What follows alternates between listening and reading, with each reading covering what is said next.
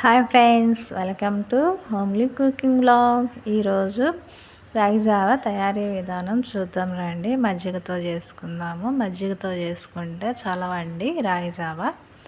తయారీ విధానం చూద్దామండి. ముందుగా స్టవ్ వెలిగించి ఒక గిన్నె పెట్టి ఒక గిన్నెలో ఒక గ్లాస్ వాటర్ పోసుకోవాలండి. ఆ వాటర్లో ఉప్పు వేసుకోవాలి. ఆ నీళ్ళు మరిగేంత వరకు మరిగేలోపు ఇంకో బౌల్ తీసుకొని దానిలో గ్లాసు వాటర్ తీసుకొని దానిలో ఒక 2 స్పూన్లు రాగి పిండి తీసుకొని తిప్పుకోవాలి గడ్డలు కట్టకుండా. స్టవ్ మీద వాటర్ మరిగినాక మనం ముందుగా బౌల్లో రాగి పిండి కలుపుకున్నాం కదండి, అది తీసుకొని ఆ వాటర్లో పోయాలి. ఆ వాటర్లో పోసి తిప్పుకోవాలి.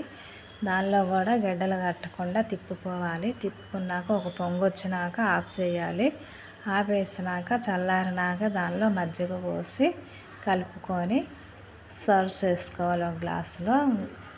Bye friends.